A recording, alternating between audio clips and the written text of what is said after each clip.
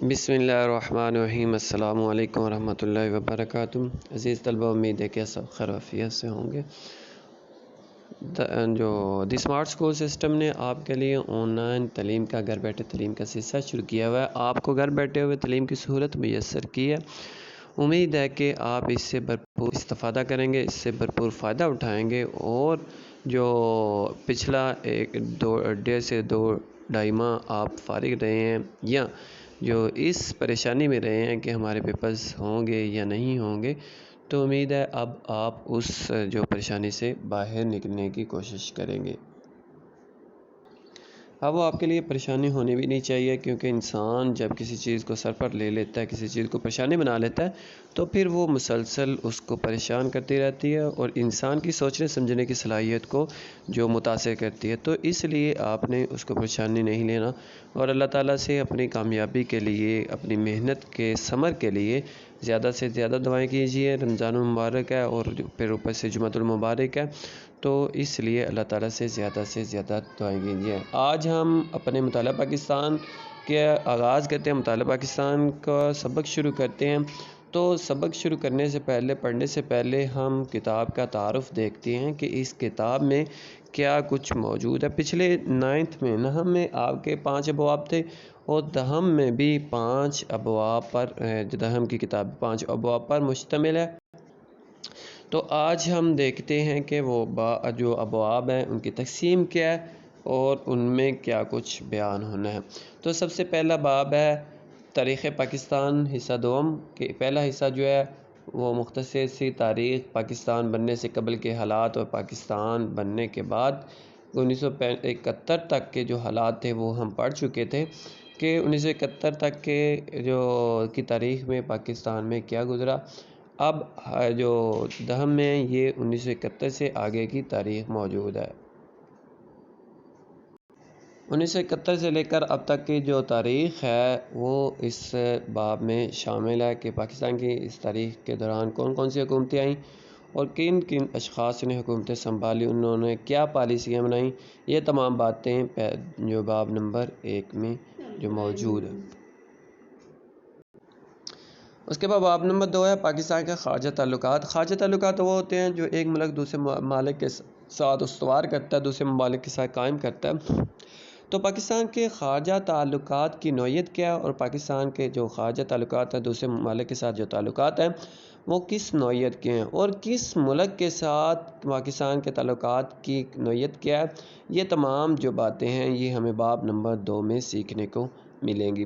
اس کے بعد باب نمبر 3 آ جاتا ہے معاشی ترقی۔ معاشی ترقی کیا ہے، معاشی ترقی کی تعریف اس میں بتائی جائے گی، اور معاشی ترقی کا انحصار کن چیزوں پر ہے، کون سی چیزیں ہیں جو کسی ملک کے لیے معاشی ترقی کا سبب بنتی ہیں، اور پاکستان میں معاشی ترقی کن چیزوں پر منحصر ہے، اور ان جو چیزوں میں جو درپیش مسائل ہیں پاکستان کو وہ کون کون سے ہیں۔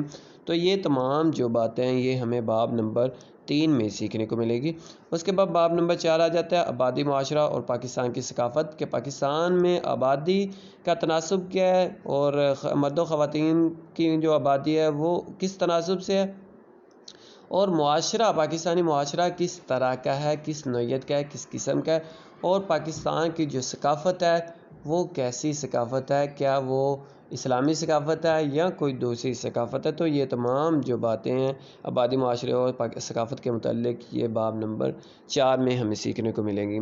اس کے بعد آخری باب ہے باب نمبر 5، وہ تحفظ نسواں ہے، یعنی کہ خواتین کے حقوق کا تحفظ، کہ خواتین کے حقوق کا تحفظ کس طرح کیا جائے گا، کس طرح کیا جانا چاہیے، اور کون کون سے حقوق ہیں، جو کون کون سے قوانین ہیں جو خواتین کو جو تحفظ مہیا کرتے ہیں۔ تو یہ باب نمبر 5 میں ہمیں سیکھنے کو ملے گا۔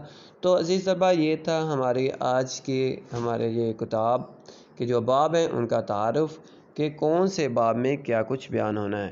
تو عزیز طلبہ، ہم کتاب کا آغاز کرتے ہیں۔ آج جو پہلے باب کا آغاز ہو رہا ہے وہ ذوالفقار علی بھٹو کے دور حکومت سے ہو رہا ہے۔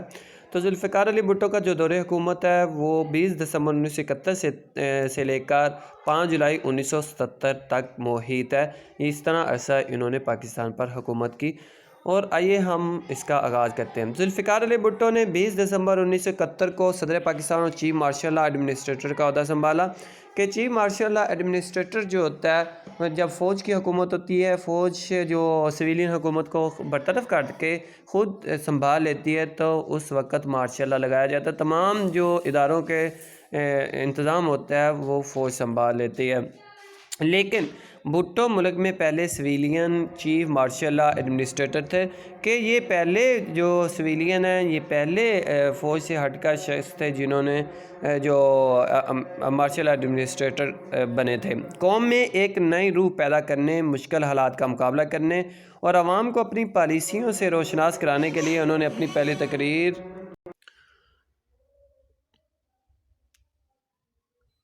مشکل حالات کا مقابلہ کرنے اور عوام کو اپنی پالیسیوں سے روشناس کرانے کے لیے انہوں نے اپنی پہلی تقریر کرتے ہوئے پاکستانی عوام کے حوصلوں کو نیا ولولہ اور عزم اور ولولہ دیا، کیونکہ عوام جو تھی سیاستدانوں سے پہلے بدظن ہو چکی تھی۔ جب سے قائد اعظم اور لیاقت علی خان اس دنیا سے کوچ کر گئے تو اس کے بعد پاکستان کو مخلص سیاستدان پاکستانی عوام کو نہیں مل رہے تھے، تو اب ایک بھٹو کی صورت میں عوام کو ایک جو امید کی کرن نظر آئی، تو عوام میں ایک نئی روح پیدا ہوئی اور انہوں نے جو عوام کا حوصلہ بڑھایا، عوام کو جو خطرات سے نکلنے کا اندیا دیا۔ انہوں نے کہا کہ ہمارے ملک کو خطرناک بحران کا سامنا ہے، چونکہ پاکستان اس وقت دو لخت بھی ہو چکا تھا، دو ٹکڑوں میں ہو چکا تھا، بنگلہ دیش بن چکا تھا، تو اس وجہ سے جو عوام تھے وہ سیاستدانوں سے بدظن ہو چکے تھے۔ میں ایسے وقت میں آیا ہوں جب تاریخ پاکستان ایک فیصلہ کن موڑ پر پہنچ چکی ہے، مجھے نیا اور ترقی پسند پاکستان بنانا ہے۔ تو انہوں نے کہا کہ پاکستان ایک ایسے وقت جو موڑ پر پہنچ چکا ہے جب پاکستان کمزور ہو چکا ہے، پاکستان دو حصوں میں تقسیم ہو گیا ہے، پاکستان ٹوٹ گیا ہے، تو اس لیے اب ہمیں ایک نیا پاکستان اور ترقی یافتہ ترقی پسند پاکستان بنانا ہوگا۔ وہ پاکستان جس کا خواب قائد اعظم نے دیکھا تھا، میرا یقین ہے وہ پاکستان ضرور بنے گا۔ تو انہوں نے کہا کہ ہم ایک ایسا پاکستان بنانا چاہتے ہیں جس پاکستان کا خواب قائد اعظم رحمۃ اللہ نے دیکھا تھا، اور ہم ایسا پاکستان بنانے میں ضرور کامیاب ہوں گے۔ تو یہ تھی ذوالفقار علی بھٹو کی تقریر جو انہوں نے صدر بننے اور civilian chief marshal law administrator بننے کے بعد کی تھی۔ اب آ جاتے ہیں 1971 سے 1977 کے دوران معاشی اصلاحات کے اہم پہلو کے۔ 1971 اور 1977 جب تک بھٹو کی حکومت رہی ہے تو اس دوران انہوں نے معاشی اصلاحات جو کی ہیں وہ کون کون سی تھیں؟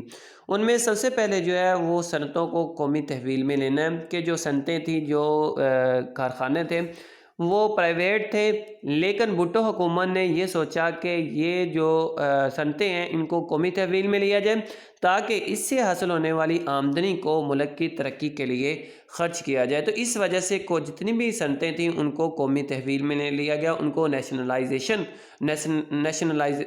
نیشنلائز کر دیا گیا تاکہ وہ تمام جو صنعتوں سے حاصل ہونے والا منافع ہے وہ حکومت پاکستان کو حاصل ہو۔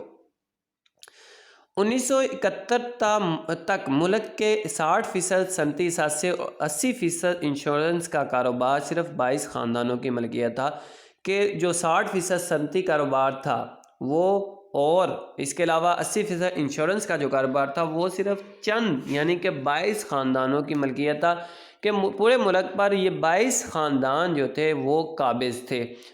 پورے ملک کی جو معیشت تھی وہ ان 22 خاندانوں کے ہاتھ میں تھی۔ 22 دسمبر 1971 کو بھٹو حکومت نے 22 سرمایہ دار خاندانوں کے پاسپورٹ ضبط کیے۔ اب یہ جو 22 خاندان تھے ان کے تمام کے خاندان کے تمام افراد کے جو پاسپورٹ تھے وہ ضبط کر لیے گئے اور 19 کمپنیوں کو جاری کیے گئے 10 کروڑ سے زائد صنعتی لائسنس غیر قانونی قرار دیے گئے، کہ جو اس سے پہلی حکومتوں نے جو لائسنس جاری کیے تھے بھٹو حکومت نے ان کو جو غیر قانونی قرار دے کر تمام کمپنیوں کو قومی تحویل میں لے لیا۔ ذوالفقار علی بھٹو پاکستان میں صنعتی ترقی اور استحکام کو عوام کی ترقی کے لیے ضروری خیال کرتے تھے۔ وہ یہ سمجھتے تھے کہ پاکستان کی صنعتی ترقی جو ہے وہ عوام کی ترقی کے لیے لازمی و ضروری ہے۔ ان کے دل میں عوام کی بھلائی کا جذبہ تھا۔ وہ سرمایہ داروں، دولت مندوں اور کارخانہ داروں کی پالیسیوں سے اتفاق نہیں کرتے تھے۔ چونکہ وہ عوام کے لیے کام کرنا چاہتے تھے، اس وجہ سے وہ سرمایہ داروں سے کی پالیسیوں سے اتفاق نہیں کرتے تھے۔ اور سرمایہ دار جو ہوتے ہیں ان کی یہ کوشش ہوتی ہے کہ عوام کو دبا کر رکھا جائے اور عوام کو آگے نہ آنے دیا جائے، جو عام طبقہ ہے اس کو آگے نہ آنے دیا جائے۔ جب تک وہ پیچھے رہیں گے تو ہمارے محتاج رہیں گے۔ تو اس وجہ سے ذوالفقار علی بھٹو ان کی پالیسیوں سے اتفاق نہیں کرتے تھے۔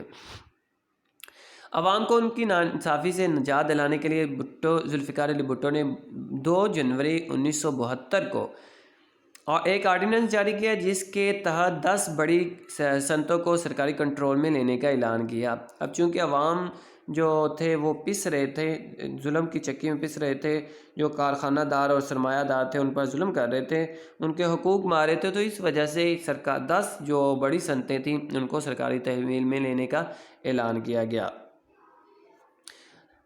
قومی تحویل میں لی گئی صنعتوں میں اہم درج ذیل ہیں: پرزے جوڑ کر موٹر گاڑیاں بنانے کی صنعت، بھاری اور بنیادی کیمیکل کی صنعت، بنیادی ضروریات کا سامان بنانے کی صنعت، فولاد سازی اور لوہے کی صنعت، بھاری مشینری کی صنعت، پیٹرو کیمیکلز کی صنعت، سیمنٹ کی صنعت، مفاد عامہ کی سروسز کے تحت آنے والی صنعت، ٹریکٹر پلانٹ تیار کرنے کی صنعت، بھاری سامان برائے بجلی کی صنعت۔ تو یہ وہ بڑی 10 صنعتیں تھیں جن کو قومی تحویل میں لیا گیا تھا۔ صنعتی اصلاحات کے تحت 20 صنعتی اداروں کے ڈائریکٹر برطرف کیے گئے اور ان کی انتظامی ایجنسیاں ختم کی گئیں۔ ہر صنعتی ادارے کے انتظامی امور کو چلانے کے لیے علیحدہ انتظامی ڈائریکٹر مقرر کیے گئے۔ 16 جنوری 1972 کو ملکی مفاد کے تحت مزید 11 صنعتی ادارے قومی تحویل میں لیے گئے۔ بھٹو حکومت کے درجہ بالا اقدامات سے پاکستان میں صنعتی ترقی ہوئی اور اقتصادی استحکام پیدا ہوا۔ تو یہ جو چند اقدامات تھے جو بھٹو حکومت نے قومی صنعتوں کو قومیانے میں لینے کے لیے اٹھائے تھے، جس سے پاکستان صنعتی استحکام کی طرف بڑھنا شروع ہوا۔ عزیز طلبہ، آج کی آپ کی ڈائری ہے صنعتوں کو قومی تحویل میں لینا۔ یہ آپ نے یاد کرنا ہے۔ اگلے سبق تک کے لیے اپنا بہت سارا خیال رکھیے گا۔ اللہ تعالی ہم سب کا حامی و ناصر ہو، آمین۔